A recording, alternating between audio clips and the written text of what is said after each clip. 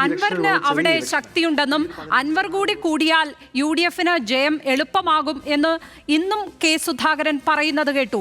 അതേ അഭിപ്രായമുള്ള വേറെയും കോൺഗ്രസ് നേതാക്കന്മാരുണ്ട്. ലീഗ് അടക്കമുള്ള കക്ഷികൾക്ക് സാധാരണഗതിയിൽ ഒരു മുന്നണിയിലേക്ക് ഒരു പാർട്ടി വരുമ്പോൾ അതിൽ രണ്ടാം കക്ഷിയായി നിൽക്കുന്നവർക്ക് ആയിരിക്കുമല്ലോ അതൃപ്തി ഉണ്ടാവുക. പക്ഷേ ഇവിടെ അങ്ങനെയല്ല. ലീഗ് അടക്കമുള്ള കക്ഷികൾ അൻവറിനോട് സംസാരിക്കാൻ മുന്നിട്ടിറങ്ങിയവരാണ്. അപ്പോഴും അൻവറിന്റെ ആ ഒരു ആവശ്യം അസോസിയേറ്റഡ് കക്ഷി എന്ന് പറയുന്ന ആവശ്യം പോലും അംഗീകരിക്കപ്പെടുന്നില്ല എന്നത് വേണ്ടേ മനസ്സിലാക്കാൻ. കോൺഗ്രസിനകത്ത് അൻവർ വരുന്നതിനോട് മുഖം തിരിച്ചു നിൽക്കുന്ന നേതാക്കന്മാർ ഉള്ളതുകൊണ്ടല്ലേ അത് സാധ്യമാകാത്തത്.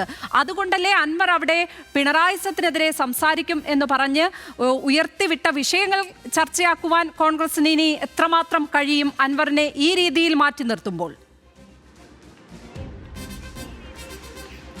ഇല്ല, അൻവറിൻ്റെ വിഷയം പറയുമ്പോൾ കോൺഗ്രസിൻ്റെ എല്ലാ നേതാക്കളും, ഈ പറഞ്ഞ കേരളത്തിലെ ഏറ്റവും മുതിർന്ന നേതാക്കൾ മുതൽ ഡൽഹിയിലുള്ള നേതാക്കൾ വരെ ഈ കാര്യത്തിൽ ഒറ്റക്കെട്ടാണ്. ഒരു തീരുമാനമാണ് അത്. ഒരു വ്യക്തിയുടെ മാത്രം അല്ലെങ്കിൽ ചില വ്യക്തികളുടെ മാത്രം തീരുമാനമാണെന്ന് പറയുന്നത് ശരിയായിട്ടുള്ളൊരു കാര്യമില്ല. കോൺഗ്രസിൻ്റെ സംവിധാനത്തിൽ ഒരുമിച്ച് കോഴിക്കോട് നിന്ന് ചർച്ച ചെയ്തു, കൊച്ചിയിൽ നിന്ന് ചർച്ച ചെയ്തെടുത്ത തീരുമാനമാണ്. ആ തീരുമാനത്തിന് നമ്മൾ അൻവർ വേണ്ട ഇതുവരെ പറഞ്ഞിട്ടില്ല. ആ തീരുമാനത്തിൽ അൻവർ സുതാര്യമായ വഴിയിലേക്ക് തീരുമാനങ്ങൾ എടുത്ത് വരട്ടെ. പക്ഷേ നിർഭാഗ്യവശാൽ അദ്ദേഹത്തിന് അതുകൊണ്ട് കഴിയുന്നില്ല. ഇപ്പം നിങ്ങൾ തന്നെ ആലോചിച്ച് നോക്കൂ.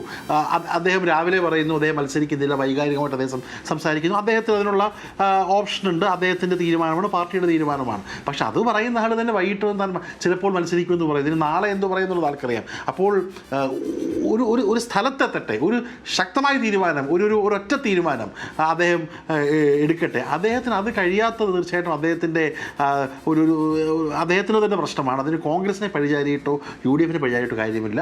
അൻവർ പറയുന്ന വിഷയങ്ങൾ, കോൺഗ്രസ് പലപ്പോഴും പറഞ്ഞിട്ടുള്ള വിഷയം അൻവറിൻ്റെ സ്റ്റൈലിൽ കൂടുതൽ ശക്തമായി പറഞ്ഞപ്പോൾ അത് ജനങ്ങൾ ഏറ്റെടുത്തു. ആ വിഷയങ്ങൾ ഇനിയും മാറ്റുരച്ച് നോക്കുവാനുള്ള ഒരു വേദിയാണ് ഈ ഇലക്ഷൻ.